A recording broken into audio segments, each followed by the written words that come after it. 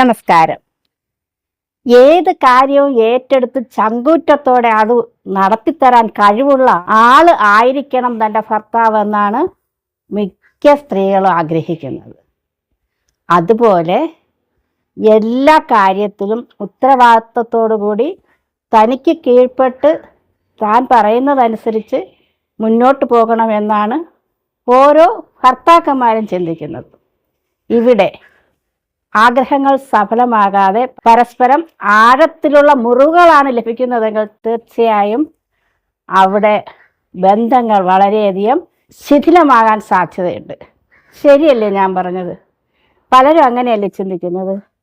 പ്രശ്നങ്ങൾ വരുമ്പോൾ പലരും അങ്ങോട്ട് കഴിച്ചുകൊണ്ടിട്ട് നീയാണ് പ്രശ്നം, ഞാനല്ല എന്ന് പറയുമ്പോൾ നമ്മുടെ ഒരു വിരൽ അങ്ങോട്ടിരിക്കുമ്പോൾ 3 വിരലുകൾ നമ്മിലേക്ക് തന്നെ തിരിഞ്ഞിരിക്കുകയാണ്. അപ്പോൾ നമ്മൾ ഓരോ കാര്യവും സ്വയം പരിശോധിക്കുകയല്ലേ വേണ്ടത്? യഥാർത്ഥത്തിൽ ആരും അങ്ങനെ ചെയ്യാറില്ല. ഞാൻ ചെയ്യുന്നതെല്ലാം ശരിയെന്നാണ് എല്ലാവർക്കും മനസ്സിൽ തോന്നുന്നത്. ഇനി ഞാൻ ആദ്യമേ പറയട്ടെ, ചില ഭവനങ്ങളിൽ ടോക്സിക്കായ ഭർത്താക്കന്മാരുമുണ്ട്, ടോക്സിക്കായ ഭാര്യയുമുണ്ട്. ഇതൊക്കെ അവരുടെ മാനസികമായ ചില പ്രശ്നങ്ങളൊക്കെയാണ് ഇത്തരത്തിലുള്ള ആൾക്കാർ. അപ്പോൾ ഇതൊക്കെ നമ്മൾ മനസ്സിലാക്കി കൗൺസിലിങ്ങിന് വിധേയമായാൽ മാത്രമേ അതൊക്കെ പരിഹരിക്കാൻ കഴിയുള്ളൂ. ചിലർ കൗൺസിലിങ്ങിന് വിധേയമാകാൻ താല്പര്യം ഇല്ലാത്തവരായിരിക്കും. അപ്പോൾ അങ്ങനെയുള്ളിടത്ത് പ്രശ്നങ്ങൾ മനഃപൂർവ്വം സൃഷ്ടിക്കുന്നിടത്ത് നമുക്കൊന്നും ചെയ്യാൻ പറ്റില്ല. അത് പലപ്പോഴും വിവാഹമോചനത്തിൽ തന്നെ കലാശിക്കുകയും ചെയ്യും. പലരും ഉപദ്രവിക്കുന്നവരായിരിക്കും.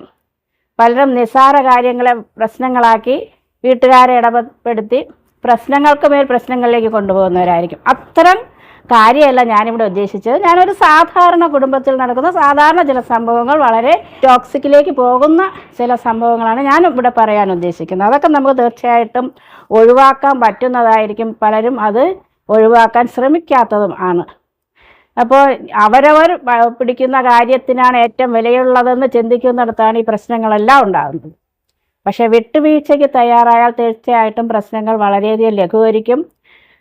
അതെല്ലാം നിസ്സാരമായി മാറുകയും ഗുരുതര പ്രശ്നങ്ങളെല്ലാം മാറ്റിയെടുക്കാനും കഴിയും. പ്രധാനമായിട്ടും ഒരു സ്ത്രീയെ സംബന്ധിച്ചിടത്തോളം അവൾ വിവാഹിതയാകുന്നതോടുകൂടി തൻ്റെ ഭർത്താവ് തൻ്റേത് മാത്രമെന്ന് ആഗ്രഹിക്കും, തന്നെ മാത്രം ചേർത്ത് പിടിക്കണമെന്ന് ആഗ്രഹിക്കും.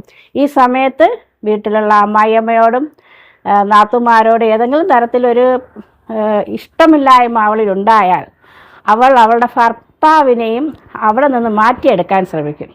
ശരിക്കും ഇങ്ങനെയുള്ള പ്രശ്നങ്ങളാണ് തീർച്ചയായിട്ടും വലിയ വലിയ പ്രശ്നങ്ങളിലേക്ക് പോകുന്നത്. അതായത് തൻ്റെ ഭർത്താവ് അവരുടെ വീട്ടുകാരോട് സംസാരിക്കുന്നത് ഇഷ്ടമില്ലാതെ വരുന്ന ചില വ്യക്തികളുണ്ട്, എല്ലാവരും അല്ല, ചില വ്യക്തികളെന്നാണ് ഞാൻ ഉദ്ദേശിച്ചത്. അപ്പോൾ അങ്ങനെ വരുമ്പോൾ അവർ ആദ്യം ചെയ്യുന്നത് ഭർത്താവിനെ അവരിൽ നിന്നും അകറ്റാൻ ശ്രമിക്കും. അപ്പം ഭർത്താവിന് തൻ്റെ അമ്മയും സഹോദരങ്ങളും എന്ന് പറഞ്ഞാൽ വലിയ വിലപിടിപ്പുള്ളതാണ്. ഭാര്യയ്ക്ക് അവരെ താല്പര്യമില്ല. അങ്ങനെ വരുന്ന സാഹചര്യത്തിൽ ചിലപ്പോൾ ഭർത്താവ് ഓഫീസിൽ നിന്ന് വരുമ്പോൾ ആദ്യം അമ്മയുടെ അടുത്ത് നിന്ന് കുറച്ച് സംസാരിക്കും, സഹോദരങ്ങളോട് സംസാരിക്കും, എന്നിട്ടായിരിക്കും ഭാര്യയുടെ അടുത്തെത്തുന്നത്. അവിടെ അവർ മുഖം വീർപ്പിച്ചിരിക്കും. ഇത് കാണുമ്പോൾ ഭർത്താവിന് ദേഷ്യം വരും. ഭർത്താവ് എന്തെങ്കിലും കാര്യം പറയുമ്പോൾ അവൾക്കത് ഇഷ്ടപ്പെടാതെ വരും. ചില അവസരങ്ങൾ ഭാര്യ പറയുന്ന കാര്യങ്ങൾ ചിലത് സമ്മതിക്കാതെ വരും. ഉടനെ അവർ പറയുന്നത് നിങ്ങളുടെ അമ്മ പറഞ്ഞിട്ടാണ് നിങ്ങൾ സമ്മതിക്കാത്തത്, അല്ലെങ്കിൽ നാത്തും പറഞ്ഞിട്ടാണ് ഇത് സമ്മതിക്കാത്തത്, അവരുടെ ഇഷ്ടപ്രകാരം ചെയ്യൂ, അവരോട് ആലോചിച്ചിട്ട് എന്തും ചെയ്യൂ, ഇങ്ങനെയൊക്കെയുള്ള സംസാരങ്ങൾ വരും. ശരിക്കും ഭർത്താവ് അങ്ങനെ ആയിരിക്കില്ല. ഇത് തെറ്റിദ്ധാരണയാണ്.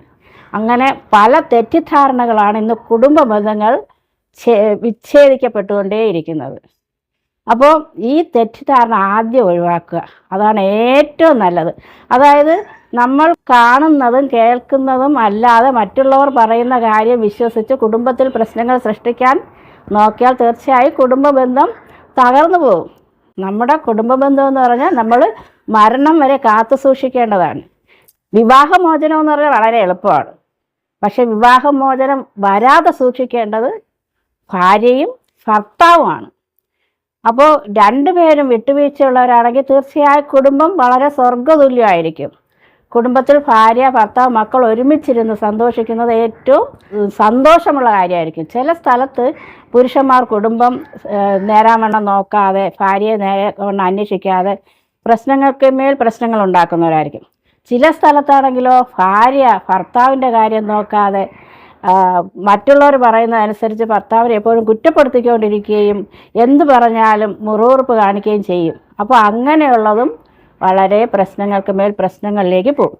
അപ്പോൾ നമ്മുടെ കുടുംബത്തിൽ ഒരു പ്രശ്നമുണ്ടായാൽ ആദ്യം ചിന്തിക്കേണ്ടത് ഭാര്യയാകട്ടെ ഭർത്താവാകട്ടെ ഈ പ്രശ്നം എവിടെ ആരംഭിച്ചു. ഈ ലാസ്റ്റിൽ വന്നുണ്ടാക്കുന്ന പ്രശ്നം ആയിരിക്കില്ല പ്രശ്നം, അതിൻ്റെ ആരംഭ സ്റ്റേജ് ഉണ്ട്.